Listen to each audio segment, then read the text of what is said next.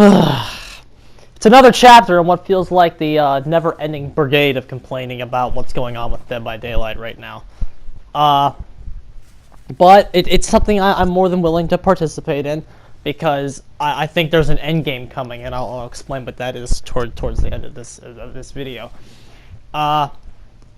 What's going on right now is I think now there is the divide between the ranks is bigger than it's ever been, and again, it's completely the devs' fault with the addition of the Hex Ruin changes. So I think it's time to ask this question. I made a video about this a long time ago, and then I kept addressing it in my last two videos. It's time to ask, who do we want to balance Dead by Daylight for? It's time to give Dead by Daylight its identity. Because I, for one, am sick of the tournament scene in this game, and I wish to fucking change that. But like, anyway. I have finally watched Scott Junn's video about why we shouldn't balance the game for top level. And so this video is going to partially be a response to that. I'll get into that video response section a bit later. Because, I don't agree with, like, anything he said. But I would like to put this into perspective with Scott Junn as a way better killer than me. I remember back when he went by Damno HTML. That's what I always knew him as. I've mentioned him in lots of my analysis before. I think Scott Junn is somebody we should be balancing this game around. I think he has that top level potential. And needless to say, he can punish mistakes I can't. He's a way better killer than I could probably ever hope to be. So I say all this disagreement with the utmost respect towards him. But I think a reason that I tend to disagree with him more is that, like, you know, since he's better than me, he can punish mistakes I can't. But the game's core balance hits me a bit more, because I am a purple rank killer on PlayStation 4, and the matchmaking system often puts me against red ranks, very frequently, actually. It's hard for me to actually hit the red rank because I keep playing the red ranks. I'm not actually playing against the purple ranks, the people that the game has said is on my level. I'm playing people, according to the game, are actually better than me. So it's hard for me to rank up a lot. But, you know, I'm still at the purple ranks. I've gotten to 6, so I'm getting there, and if I keep playing this game within a few months, I will be there. Because I like to think I have a decent improvement rate. But the point is, Scott Junn is better than me, so I'm not trying to sound like a prick or like this, so I say all this with the utmost respect towards him and his abilities in this fucking game. Because I have watched his videos, and I have been impressed by the things he does in his videos. So, like, no hatred or disrespect ever intended to this man. This is just a response rebuttal to the analysis that he has laid out. But before I actually go into his video, I want to talk about the opposing side. I want to talk about the argument for competitive balance in Dead by Daylight, and why we actually just straight up fucking need it. Alright. So need it for the health of the game. The game, but the developers can do whatever they want. Okay, they can. But in addition, players can also do whatever we want to. If we don't like where this game's going, I am free to leave this game whenever I want, and so is anybody else. And I fucking encourage people to fucking do that. But the argument is that Dead by Daylight would be a much healthier game if it practiced some form of competitive balancing in any way, shape, or form. I have lots of suggestions and lots of methods about how we could implement different forms of competitive balance in this game in a way that maybe it wouldn't hurt the casuals so much. Because, like, I'm not like, the difference between, I think, me and a lot of others is I'm not just fucking, like, I'm not just saying this is how it should be, my way is the way we should be doing it. I'm open to compromises here, because the fact is that this game is in so much trouble right now that I think I want to save it in any way we can. If there is a way we can get competitive balancing in this game without hurting the experience of the casuals, I think that is the best way to go about it.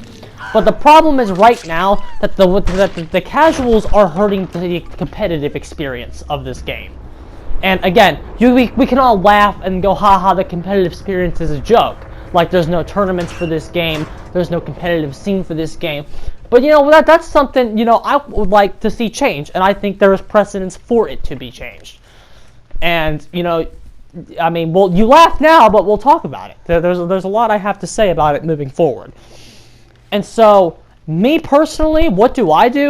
I practice some form of trickle-down balancing, where you fucking balance the game for what's going on at the red ranks and the top level. And then that inherently makes the game healthier at the lower ranks. Just because if it's balanced for the best possible player base, then the lower player base have no excuse to not have a balanced experience. Because the game is balanced for the best players, and the best players only. Decisions about balancing should not be made by fucking people that don't actually know how to play this game. I think that's self-explanatory. And that's the only logical way, not just to balance this game, but to balance any game. Let's talk about, like, other games. Like, but pretend we're balancing baseball, okay? And fucking somebody strikes out. I said this in my last video. I'm gonna say it here too, because I think it's a point that bears repeating. Imagine if in the MLB somebody threw a ball and struck the guy out, and then the fucking umpire said, "Okay, now it's time for him to hit off the tee because that's what you do when you strike out." If we balance the game for the new players and the people that aren't very good, they'd be playing with fucking T-ball rules, and that would be a fucking joke to actually balance the game for the T-ball rules. And if you want to say, oh, those kids are like 5 years old, okay, fine, I'll give you a different example. Back when you first start playing baseball, and like this isn't even T-ball, this is like actual baseball, like when you have kid pitchers and stealing bases becomes a thing. When you play baseball when you're young, stealing bases is one of the most broken things you could possibly imagine. I remember like when I played baseball, when I was a kid, when you were on first, you were basically just considered on third. Because you would steal second and steal third, and there'd be literally nothing you could do about it. The fielders just wouldn't fucking be able to do anything about that. It would just be considered by me in my head. You were just on third, and I remember I'd get the sign to steal every time I got on base in baseball. So like, literally, it would just be that way every single time. So there was literally no point to it. So, but as you get older, stealing bases, it's not bad and it's not broken. It's just balanced. If behavior was balancing baseball, they would say stealing bases is banned because of how broken it is at the younger league. They would nerf stealing bases. That's what they would do. But like the fact is, stealing bases at the higher levels of baseball, the college and the pro rank, it has to do a lot with the individual that's actually stealing the base. Are they fast? What's their base stat line? If they're a bigger guy that they can't really run as fast, stealing bases isn't recommended. So it's not like it's like a play. It's a common play, but it's not inherently a good or a bad play. Anybody isn't just considered on fucking third base anymore like it used to be, because the fielders have gotten better and they have adapted to the whole stealing bases thing. And if you try to steal a bad play and make it play at a bad time, they will just flat out fucking get you. But again, if behavior was balancing baseball, they would say you can't steal bases anymore because in the MLB you can't steal bases at all because the fucking low-rank baseball, it's broken. That's what they would do.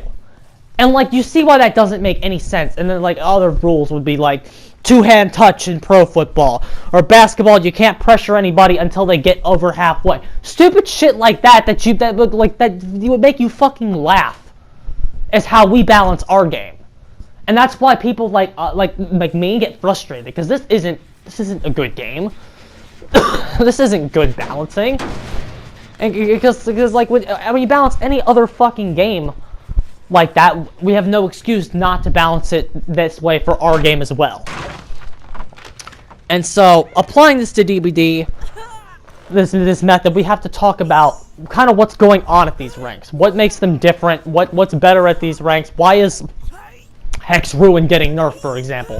Why couldn't Medal of Man stay in the game? Why couldn't Decisive Strike stay in the game the way that it was?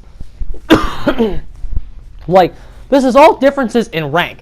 Because when you sit there and you look at the fucking rank 13s and the rank 15s, it's easy to see why a lot of survivors didn't think Medal of Man needed nerfed. And this is what we have to start talking about rank again.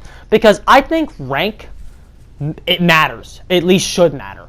When you're having a discussion about this game, if you are not in the red rank, then your opinion just straight up fucking shouldn't be considered when it comes to balancing. I really truly believe that, and I think rank shaming needs to come back. When somebody, like seriously, I'm on all the Facebook pages for this group for this game, right? And somebody posted Killer's so fucking easy, and they were rank fucking 14, and they beat 2 yellow ranks and 2 green ranks, okay? And they didn't even 4K. One guy got the fucking hatch. And the Killer's so fucking easy. I didn't even use Ruin. And their perk build out was just fucking atrocious. Fucking Unrelenting was fucking in there. That's the one I remember vividly going, like, this guy's fucking trash, dude. His perk synergy is garbage. And it's like, this opinion can and it was, thankfully. I think rank matters to some degree. I think red ranks often we like to rank shame. I'm one of them. I haven't officially hit it on PlayStation. I've only hit it on Switch. But like the point is, I think rank shaming should be a thing, and I say that as somebody but I don't think the majority of the player base would consider me a full-on red rank yet. The fact is that when you sit there and say Killer's easy, the people that you were playing against were fucking trash. And, like, they don't represent the top-level survivors of this game. So, your opinion shouldn't count, because your opinion that Killer's easy was not supported with accurate facts. You gave a game that, by all stretch of the imagination, you were playing against really bad players that don't know the game. And it was like, if you keep playing, you'll find people that know the game, and you won't be able to get past rank 10 yourself. So it's like, you won't, a rank needs to come back. And when we're talking about this game from a serious competitive standpoint, and from a top-level standpoint, we need to talk about rank. And rank, there shouldn't be so many survivor mains. Usually you see survivor mains are the ones that do this. They talk about how rank doesn't matter. And again, I remember Scott John's video. He said, there are issues with rank. I'm not going to sit here and pretend like the ranking system that we have is the best thing in this fucking game at analyzing anything. Because it's not. But that demonstrates a problem with the ranking system above anything else. That has less to do with the philosophy of balance that we should be using and more about a problem with the ranking system.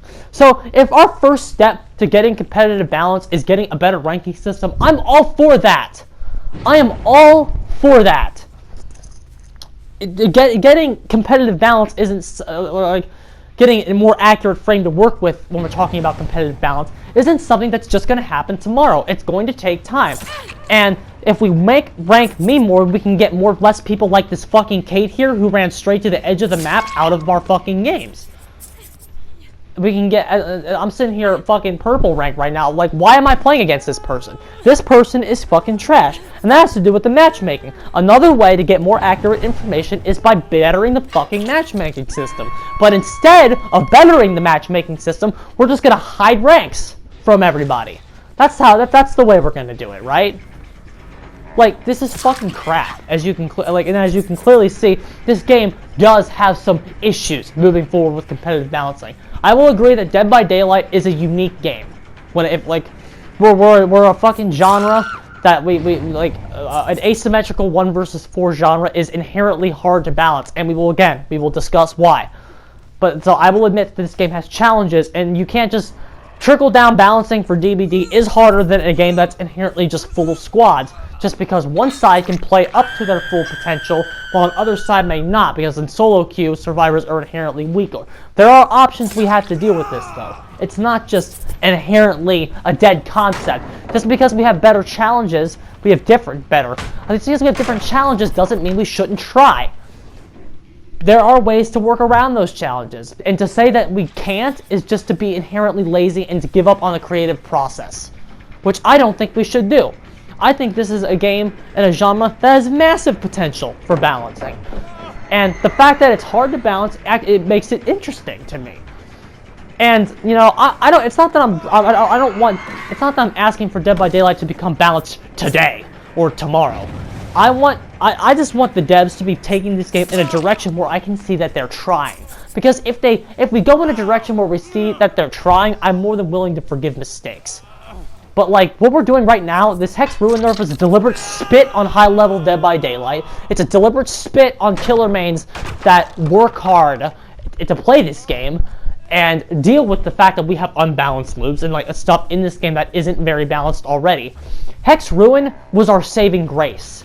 It was our way to like continue playing this game even though it's not the most balanced. The fight like it was like but I would say before the Ruin changes, this game is a 6.5, 3.5, where you could expect survivors to win about 65% of the matches and killers to win about 35. Now that Hex Ruin is gone and a lot of the killers' top tiers have been nerfed, you can now expect survivors to win around probably 80% of online matches played to the fullest degree. Again, it's hard to quantify those, but like once you find them, like people playing this game to the fullest extended degree, it is probable that you can expect survivors to win around 80% of those matches. Because this game has an inherent balancing issue at the moment, and that the devs don't seem to be taking any care with getting rid of or even addressing. Like, they're happy with the Ruin changes. That's what makes me mad. They're ignoring all of the criticism from the high-ranked veterans. So like that's kind of the issue that we face. So how is trickle-down balancing going to make this fucking better? I think that's the real question we need to be asking ourselves here. Well, the first thing that trickle-down balance inherently does is that it fixes perk design. Well, that doesn't exactly fix perk design. It gives the developers a good perk design philosophy. Is what it does. And the reason that it does that is because if we're looking at the red ranks, and again, I want to clarify, it's not that you can't have an opinion if you're not red rank, and it's not even that like your opinion can't even be considered for balancing if you're not red rank. I know I said this a while back. I want to make my opinion more clear on this. But it's that you're like the opinions of the red ranks should be taken more seriously when we're talking about actual competitive balance in terms of who the devs are listening to.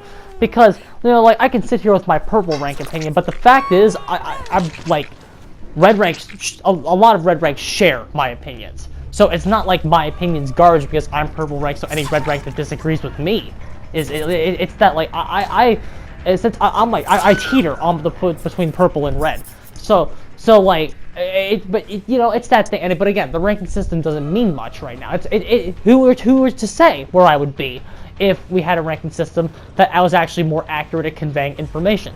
So again, I think that's an important first step to getting there. But anyway, is that when we're seeing things at the high ranks about like what's good, we can realize what to make perks for. Like, for example, when you release a perk like fucking Medal of Man was designed for the rank 15 scrubs. Because when you're rank 15 in this game, the meta is stealth because you can't kite. The low ranks can't kite, so they get hit all of the fucking time. So it's easy to see why they thought sponging a hit was balanced. Since they get hit all of the time, it looked like a balanced perk at those ranks. But the fact is, at the top ranks, getting hit happens way less frequently because you run the loops, use the locations to your advantage. So the fact is that getting hit happens less. So the idea of sponging a hit to avoid getting down at the red ranks was absolutely ludicrous. And so when you make a perk like Medal of Man, yeah, it might give survivors help to deal with, like, I don't know, Hex Ruin at those lower ranks, but at the red ranks, that is absolutely abysmal game design and abysmal game balancing. It's atrocious. And that's why Medal of Man absolutely couldn't stay. And of course, the high rank killers actually won that transaction. That's how unbalanced Medal of Man was. It even got the Dead by Daylight developers to take it out of the fucking game. That's how unbalanced it was. I don't see enough people mad about Medal of Man. I don't see Medal of Man getting nearly the hate that something like Decisive Strike gets. Because the old Medal of Man was beyond retarded. And the perk's like worthless now, but you know, that's what you get when you get a perk like that's so dumb and it was designed to like see buys and see purchases. Like, you know, that's what you get. But so anyway, so if you practice trickle down balancing, Medal of Man would have never been in the fucking game the way that it was. Never. Because the devs would have looked at that and went, okay, well at high level this isn't even an option. This isn't even a perk we can do. Because killers have a hard time getting hits with all of their broken looping locations that we refuse to take out of the game. The fact that tiles spawn so close to each other is a problem, and it keeps survivors safe, so why would we ever let them sponge a hit? See, that kind of stuff doesn't make any sense. And then, in addition, you can see, so you see why Medal of Man needed nerf, and then you can see why Hex Ruin doesn't need nerf. Because at top level, Hex Ruin is like trash.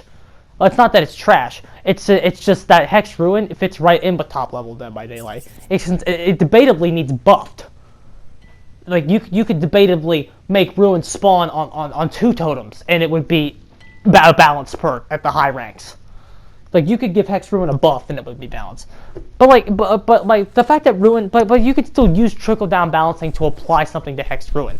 So it's like Hex Ruin, you could use trickle down balancing to determine the fact that Hex Ruin isn't good enough, which is what I've always said. Because Hex Ruin isn't good enough at stalling early gen times, there is precedence in trickle-down balancing for getting rid of Hex Ruin. Because I'm not one of those killer mains where I'm totally just straight up against the Hex Ruin nerf. I'm against the Hex Ruin nerf because right now, because of like what the state that the game is in. What I'm not against is a Hex Ruin phasing out. A healthy phase out of Hex Ruin because the perk isn't exactly good. The low ranks don't like it. Like, this is what I'm talking about. Instead of, okay, low ranks don't like it and it ruins their game, but like, I'd argue the fact that even in the perspective of trickle down balancing, you can change Hex Ruin because it doesn't work at the top ranks the way that it's intended to work either. It's not slowing down generator times nearly enough. So you could phase out Hex Ruin by making the game, by balancing the game at top level. Maybe give us some new perks. You can see that killers need more stuff to slow the game down, so give us a perk that is actually reliable and consistent about slowing the game down. That maybe is actually just more beneficial to the killer but less frustrating to play against. Maybe you know, something like that, or just increasing base gen times, like something you can do to help balance high level gameplay, and then you can get rid of Hex Ruin from the perspective of trickle down balancing, that if gen times are increased, then Ruin maybe does become OP, and then you can nerf it. There is precedence in trickle down balancing to weed out frustrating things in the casual play too. You just have to find out what it's addressing and then fix it. Trickle down balancing doesn't hate casual play. It's not that's not how the system works. We don't hate casuals. The reason that casuals are becoming a frustration right now is because with this Ruin change, they are officially getting in the way. They are officially making the competitive experience worse. And let's talk about that. So competitive experience of Dead by Daylight. How do we make it better? Well, first of all, this is something I was going to talk more when I actually go over Scott Junn's video, but does anybody know what Identity 5 is? I'm just curious. Like, how many people legitimately know what Identity 5 is? Identity 5 is it's a free mobile app that is basically a Dead by Daylight clone. I think the game is worse. I think there's a lot of looping problems that Dead by Daylight has that are even worse in Identity 5. I think Identity 5 is actually less balanced than Dead by Daylight, if you can believe it. If you can believe it, the killer meta in Identity 5 is actually camping. If you think the Dead by Daylight maps are big, Jesus Christ, you haven't played Identity 5. But like, the point is, like, like, Identity 5 has tournaments. Look up Call of the Abyss. Call of the Abyss was a huge tournament, because here's the thing about Identity 5. In China, Identity 5 is an esport.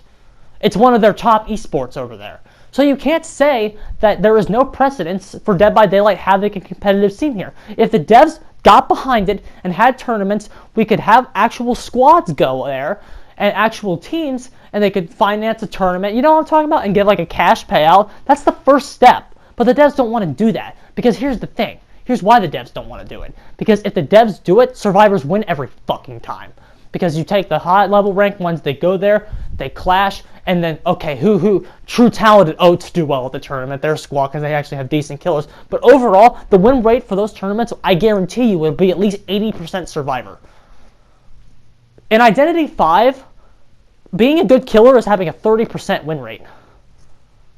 That's how unbalanced it is. And I think Dead by Daylight's going to be something similar. I think if you win 30% of your games, you're a god tier killer in this game, especially now that Hex Ruin's gone. I think that's how it's going to be. So there is precedence. The devs not wanting to do it doesn't mean there's not precedence for it. And then once you start identifying the top players, because the fact is we don't have a system to identify the top players. That's the problem. But that doesn't mean we can't make one. That doesn't mean we can't start having tournaments for this game if the devs really wanted to. But again, this is all theoretically possible, and this is what we should be doing. But this is not what we're doing. And then before I actually start covering Scott Junn's video, like a big thing is that has anybody ever heard of Resistance? It's a new Resident Evil thing that's coming out. Resident Evil 3 Remake includes an asymmetrical 1 versus 4 game called Resident Evil Resistance. It's just called capital R-E, Resistance. That's what people refer to it online. And this game comes out in April. And it's being developed by fucking Capcom. And you know what that means? It's going to be receiving a lot of balancing and a lot of like technical prowess that DBD doesn't have. Better developers, they put in more money, and it's Capcom. They've balanced games before. If you don't think Capcom's going to practice some form of high-level balancing, especially since they don't need your money, that's the thing. That's the difference between Behavior and Capcom. Capcom don't need your money. Behavior does.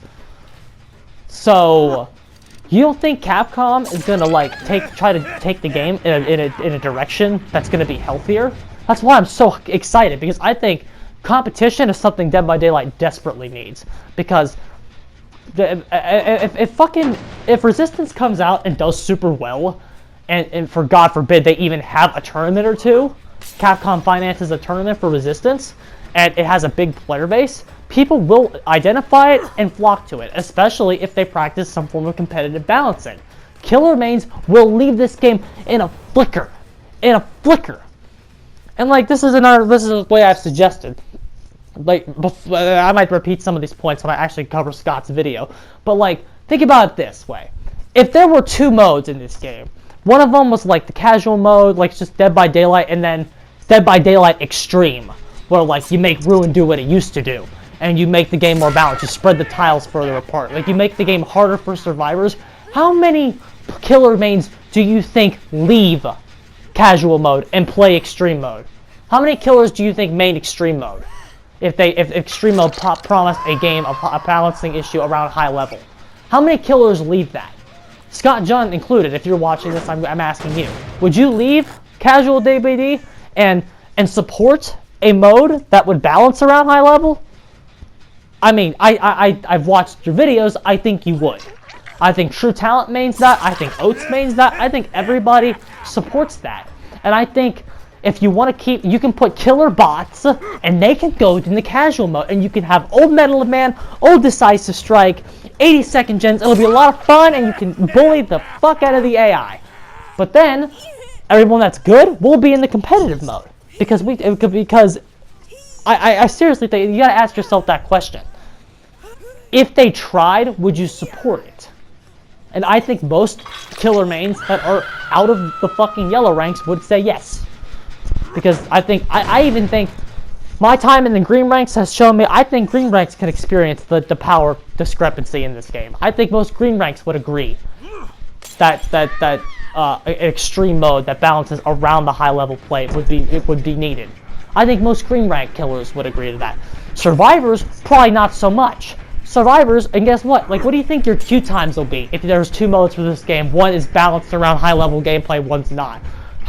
What do you think your queue times will be in casual mode? I mean, Mortal Kombat does that, Injustice 2 does that. They had a casual mode where you can bring any loadout you want, then they had a tournament mode where all the tournament rule sets were allowed. What do you think your queue times will be if you play Survivor and you go into casual mode?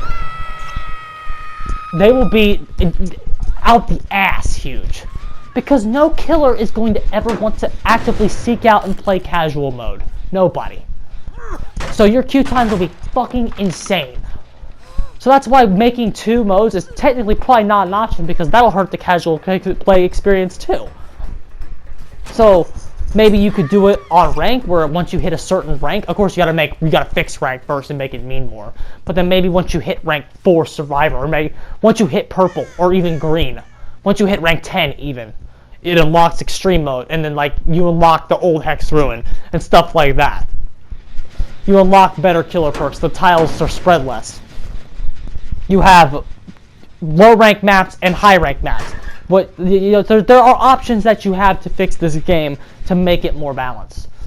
But like you see, but the problem with that is, well, survivors at the low ranks can't use the tiles anyway, so there's no point in maybe. So there's a lot of arguments on both sides. The fact is, like, well, that would at least be something.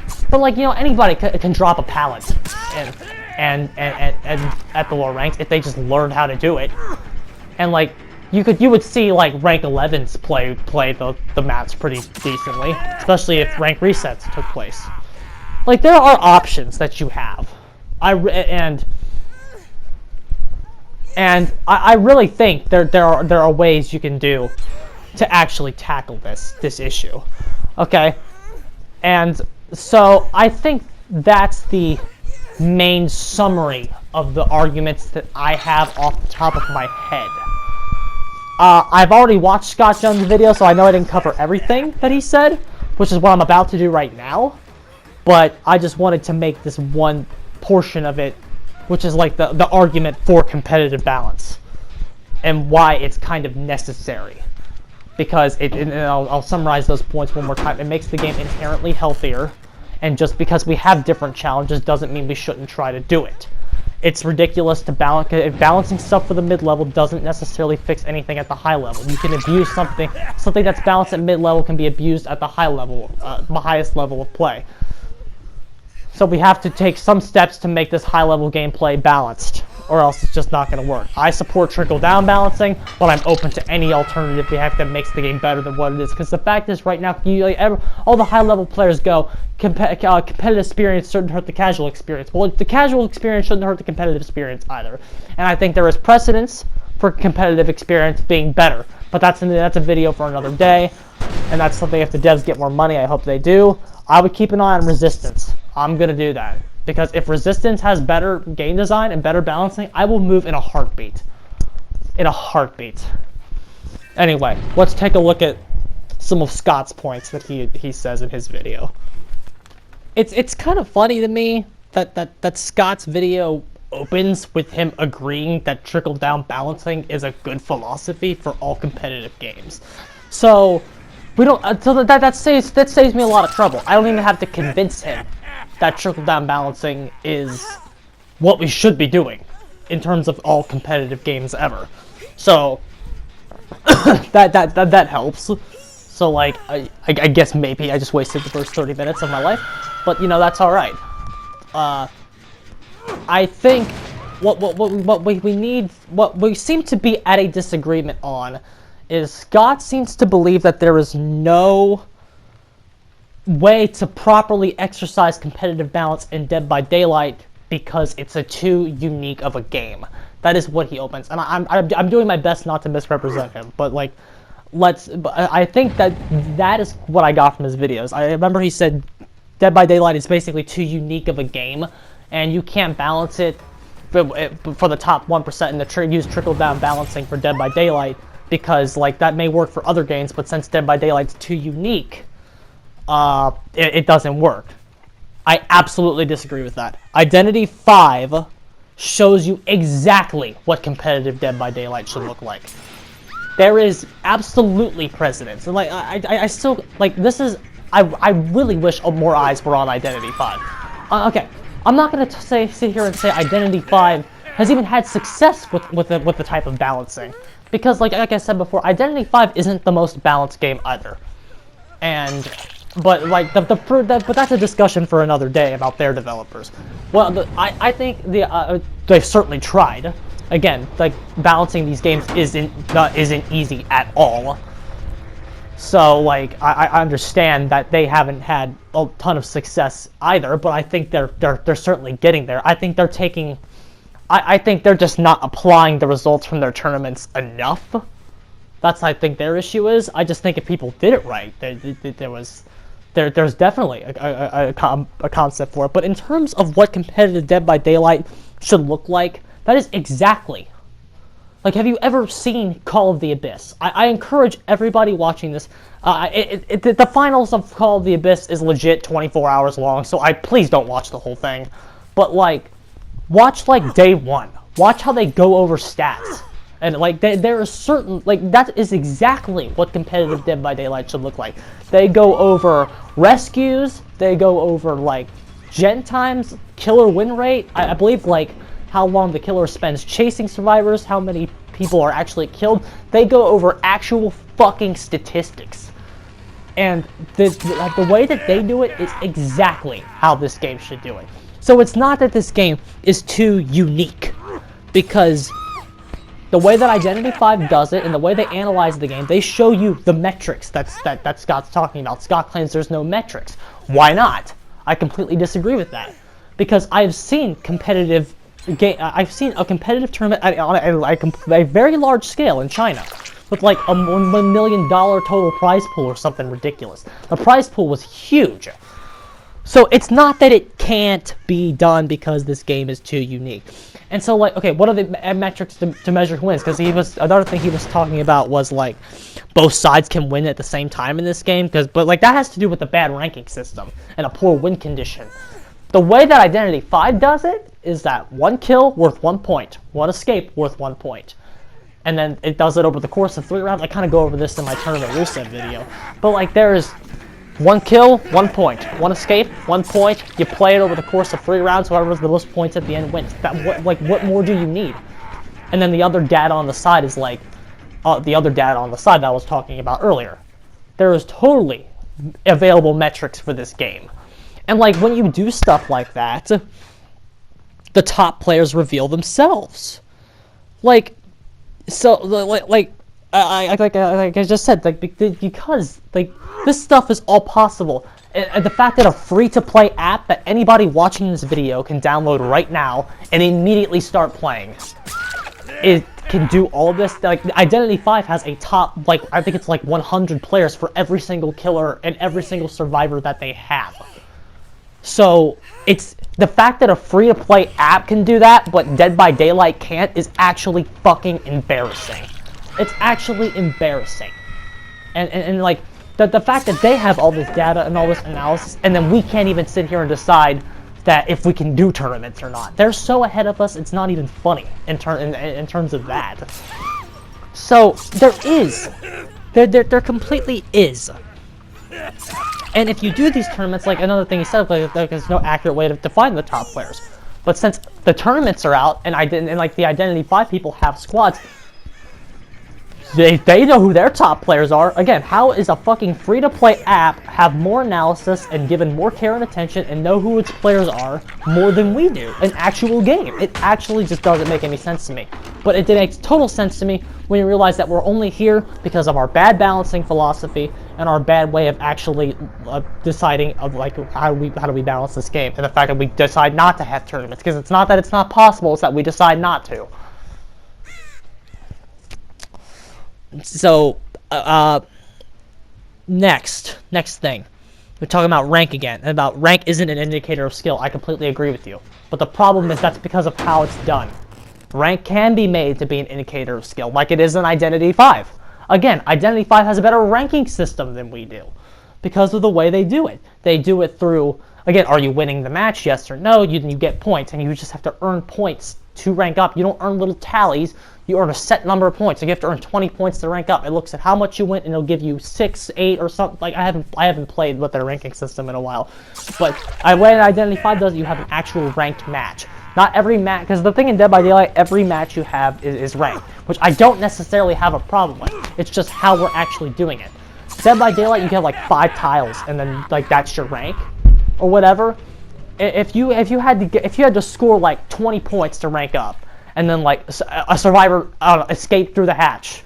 Well, Identity V doesn't even use the hatch. So they look at stats to determine how actually well you did. And like if you tie, you safety. You know, if you get one guy, you get like a +3, but then you'll get a -7, and then so you'll overall get a -4. So you'll go down 4 points. There is a way to do it. Us choosing to do it the wrong way doesn't mean that it's not possible. It's not that this game is too unique, because Identity V is kicking our ass in every way. I encourage people, you don't even have to play it. Just look at how they do things. Look at how it's done there. They're so organized, and we're so not. It's embarrassing when you actually really think about it. So the rank system can be changed to be more accurate reflective of somebody's skill. Again, a fucking free-to-play app does it. Why can't we do it? Okay. So, that's, then a majority of his, we're talking about the SWF people that are basically impossible to beat this killer unless you bring Ebony Morris and all that shit. We're talking about these people. Okay. So, let's talk about how, let's talk about that. I'm just gonna go kind of in order here. So, we admit that the sweaty 4-man you lose. So, the fact that he even said that means that this game has inherent balancing issues. Which, he doesn't seem to disagree with that. Well, I mean, he's a high-level killer main. Of course he understands this game has balancing issues. So, he doesn't seem to disagree with that. So, but, a majority of the player base is in solo queue. Which, and he had a chart to prove it. The devs released a chart about how most of the players are actually in solo queue. And so you don't actually see that every single time. Okay? Charts are harder to deal with because charts are actual information. So, so when you approach a chart, you have to be careful about how you word it. But the problem, I have one issue with this chart, and again, this doesn't disprove this chart. I fully believe his chart's accurate. The only issue I have with his chart is the fact that rank is not included in the analysis. It's just, they lay it out there. How many people are in solo queue, 2-man, 3-man, 4-man SWF. And like he even said, like SWF has like like 5% of the games are SWF 4-mans. But like, where are those matches happening? Are they happening at rank 20 or are they happening at rank 2? You know, this is a big issue with the fact that we choose not to include rank in any analysis that we do because we're getting these charts, but these charts could be skewed numbers. Like you could have 50%. Like you could have like 50% are in solo queue. That entire 50% could be down in. I mean, it's not because there's no way it is, but like you could have like 40% of that 50% be in ranks 20 through 9. You know what I mean? And then like that would only leave a certain number of percent solo queuing at the red rank. So the red ranks can have these issues. Now again, do I think that is entirely accurate? No, but like I do think. What my claim is if that chart looks different if you cut out ranks 20 through 9. That is my claim about this chart. If you cut out that chart, if you cut out ranks 20 through 9 and then release the same chart, it looks different. I guarantee you the amount, I guarantee my claim is that the amount of solo queues goes down at the at purple through red, and the amount of at least 2-mans goes up. By how much? I don't know. I don't have the data. I can't say. That is my claim. Is there an answer to this question? Yes, there is. There is an answer to the question of what does that chart look like. If you were to make a chart, would it have more commerce and more groups at those red ranks? Yes or no? There is an answer to that question. And my belief is that that chart will be skewed in a different direction. It may not be the majority, but like you will certainly see an increase at the higher ranks of the game. He then says solo survivors are the weakest rule of Dead by Daylight. Now, I'm not necessarily going to challenge that belief, but I will say that a solo survivor is not as weak as I think he was making it out to be in his video. When you are playing at the top level of this game, a solo red survivor knows what needs to be done. They know how to play the maps, they know how to run the loots, run the locations, when to do the gens. They have an inherent better understanding of the game than somebody at the lower ranks does. This is why we need to talk about rank. So like, yes, rank 15 solo survivor may be the weakest role in this game, but I think a rank 2 survivor is on par with the killer in terms of what they can get done and what they can do in a match. and then they're in the same tier. Like the power rule goes, it goes 15. They're ranked 15 survivor solo queue at the bottom, probably followed by they said like the weaker pair, and then I'll even go further. A weak 2 to 3 man can actually be weaker than the killer.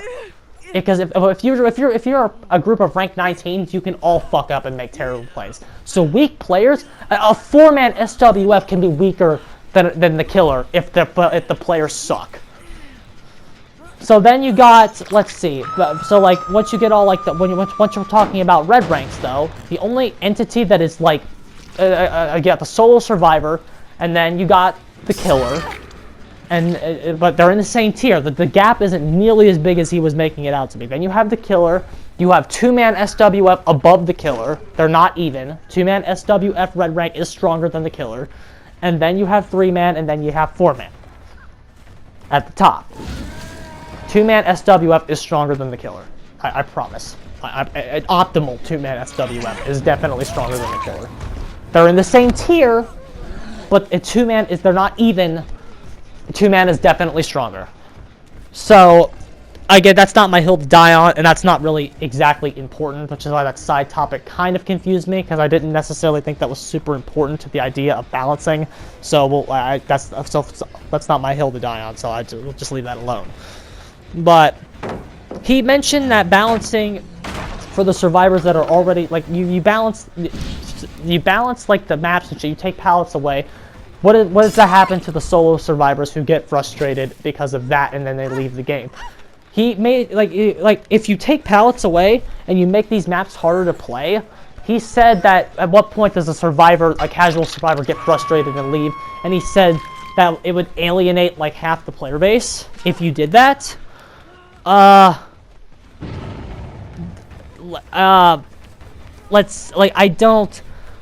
If anything, lessening the pallets should encourage these people to get better with the locations that they have. It would make the maps more focused. So like that if anything, and then my problem isn't that these people will get frustrated with the game if you do that. My problem is that you say what will balancing at the high ranks affect for those people? Well, here's the main issue. The main issue is not that we're not balancing at the high ranks. We're not. My main issue right now with the game right now is that it's not that we're not taking steps to like hurt these people. It's that we're taking steps to balance the game for them. So like my question is, at what point do competitive players get frustrated with that and leave? Like granted, we're the minority. But competitive players are the minority. But here's what: replace competitive players with blacks, and how does that statement hold up? Seriously, maybe that's a bit extreme. But like to alienate, we're gonna alienate blacks because they're the minority. See how bad that sounds? I fail to see how it's any different. We're gonna alienate competitive players because they're the minority in this situation. Like to me, that doesn't work. And like that's how it feels to me. Again, that might be a bit extreme to some people, but that's how I feel about it. And, you know, if anything, the changes of lessening pallets will make the survivor learning curve higher, which I think is desperately needed right now. I think survivor is too easy right now. Because I think we're holding their hands. I think holding their hands is bad. And like holding their hands when they place somebody, like you hold their hands so much they have all these tools to work with, and then they get beat by a killer, and then they get mad at the killer and say Hex ruins OP, because you hold their hands so much. And like we're holding their hands so much, and it's becoming at the expense of what's happening at high level. That's what the main issue with this is right now. So why are we balancing for them? I get not balancing for us, but that doesn't mean you take steps like nerf Hex Ruin and balance the game for them. There's a difference there. Balancing for them is equally as bad and shouldn't happen. Well, equally as bad. I think it's worse. I think balancing for competitive is what we should be doing. But like then he talks about like how it's ironic that killers want to balance for 3-mans and 4-mans, and then because that would just mean you play 3-mans and 4-mans the rest of your life. But if I have the tools to deal with it, I welcome that. In fact, I encourage that. if we balance the game for 3-mans and 4-mans, if anything, that just encourages people to squad up. And then guess what happens? That helps the competitive scene. You're encouraging more people to get on teams for the game, and that makes more people like having a unit that they have, which encourages more teams, and then you have more precedents to even do a tournament. So, and like again, it's not like balancing for the 3-mans and the 4-mans would mean that the killer has the tools to deal with those. So it's not like I'm against fucking playing against groups the rest of my life. I just want to have the tools to be able to do it. The fact that we don't have the tools to be able to do it and then we're laughing about it is unacceptable to me. And I hope it's unacceptable to the developers of Resistance. Because if it is, which it's Capcom, so they're going to try their best to balance it, if it is unacceptable, then killer mains are going to move. And it's literally that simple. So, and again, you could even have a mode to designate squads if you really wanted to. How you do that, I'm not entirely sure. That's just a quick thought that I had. Or just like, you know, letting killers know that what a squad is here so they can bring better stuff. And so, like, you can even, like, but it's like, we're trying to form a compromise here. Since when is compromising sacrificing anybody? Because he said you have to sacrifice half the roster. Why? Since when is compromising sacrificing half the roster? That's a statement you need more proof. You can't just say half the game's casual roster is going to leave if we balance for more competitive. That's something you need more proof to verify. It certainly hasn't killed Identity 5. It certainly hasn't killed Identity 5. Identity 5 is bigger than it's ever been. And I think the game is becoming more balanced because of the tournaments that they have. It's certainly not killing that game. Granted, that game's not very big to begin with, but DPD is inherently bigger. I don't like you're gonna need more proof than just saying that to make it seem like balancing for competitive is a bad idea. It's like and again, he was talking about SWFs that don't play the game competitively and they don't like they're not like super sweaty. The problem with that is SWF has an inherent advantage, which you later say in your video about how SWF has inherent advantage, so that's why an indicator should be revealed to the killer when there's an SWF. The problem is that they don't have to queue every single point of the game. They don't have to be super sweaty. They just need to ask the key questions. Well, who is it? Who's the killer? Is he on you? Is the gen almost done? Etc. They need to ask 4 questions a game to just straight up dominate the killer. They don't need to be super sweaty. It's not about being super sweaty. The fact is that SWF, with half the passion, can beat a killer that's more passionate because they're on SWF. That's the issue. And that's what matters. And then he was talking about Moris, and I mean, I've never stood up for Moris. I usually don't run Moris. The one time I ran a Mori, I felt bad about it. I hate Moris, dude. Moris are just as competitively unbalanced as keys are, which are the opposite of Moris. As 4-man SWF is not the opposite of a Mori, which is what I was thinking he was also going for. Keys are the opposite of a Mori. And 4-man SWF is its own entity that needs balance. It has nothing to do with Moris. Moris are not the opposite of 4-man SWF. Keys are. Because keys are items and Moris are offerings. Those are something designed in the game to be counterparts to each other. 4-man SWF is its own entity. Which is why you can't just say that. And again, like he says, like, oh, it'll just be like, since it'll just be like a bunch of competitive sweaty people. What's wrong with that? Competitive Smash? People don't play competitive Smash to have fun. People don't play competitive Mortal Kombat to have fun. It's not about having fun. And even then, you can play games for fun and still be competitive at the same time. I don't like officially competitively play Smash anymore, but when I play Smash Brothers, you bet your ass the competitive rule set's on. Because that's what matters, is the competitive rule set. So, you know the game is not balanced.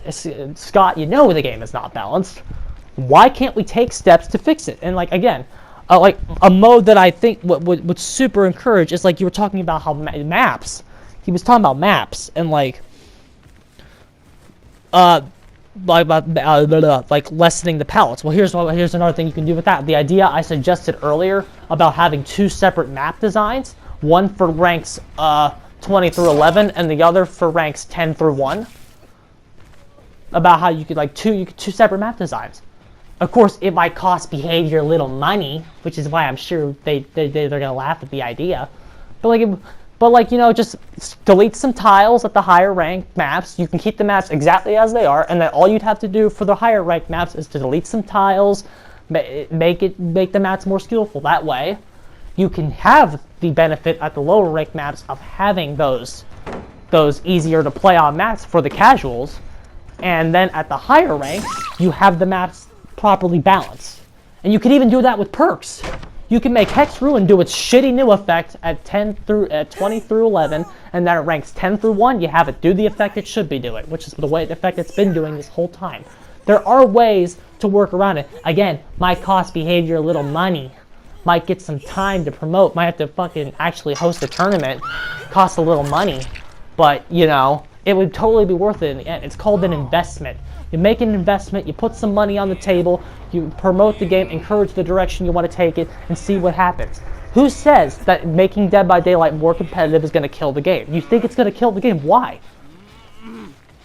Who says casuals are going to leave if you make it more competitive? And here's another thing. If you make it more competitive, how many more people are you going to draw back in?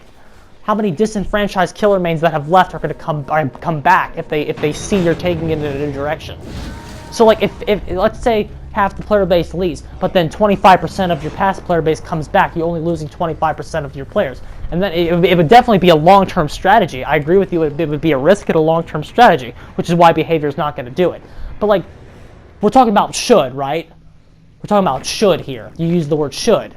What should be happening? What's the healthiest thing for this game? And balancing for the mid-level is definitely not what should be happening.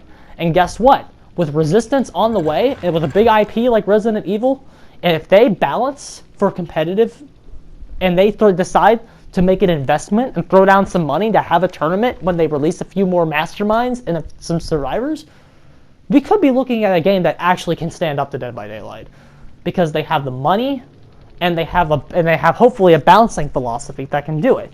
And if Mastermind, that's not Master, Jesus Christ, if Resistance catches on, which I hope it does, we might see behavior forced into a position where they have to quickly begin balancing for the higher ranks. Because if Resistance gets big and Resistance gets popular and takes some of Dead by Daylight's player base, like, what does behavior do then? You know, it's a question. I hope Resistance gets big because competition is healthy. It's healthy in the economy, and it would be healthy here. Giving players an alternative would encourage behavior to make their game better. So that's my response. I don't really have much else to say, but the point is, the main point is that's in your videos. Dead by Daylight is too unique, and I disagree with that. Identity V shows you can do it, and with a better balancing philosophy and using the tournament data that we would theoretically get if you began to do it like Identity V, because everything that you say would work for Dead by Daylight has paid off for Identity V in the long run. Their game has become better because of it. It has grown more bigger because of it. So, and granted, their game's not that big, but that's because it's a foreign game free on the App Store. It's a mobile game. Of course, it's not that big, but in China, it's actually super big, because in China, it's an actual esport. And just like look at the presentation that they have in Call of Duty days. To say that the game is not bigger, at least over there, because of their competitive scene, is just completely inaccurate. So again, what we should be doing is a trickle-down balancing philosophy. Then you will not get stupid decisions like the Hex Ruin nerf and Medal of Man being put in the game at all, and stuff like that. It's better for the game. It would offer a better experience to the people at the top. It would encourage the people to go in a better direction for this fucking game. And I think that's what we all want, right? And I'm hoping that if this game doesn't give it to us, Resistance will. And that's really all I have to say. Here's to hopefully competitive balancing in the future and less dumb decision making.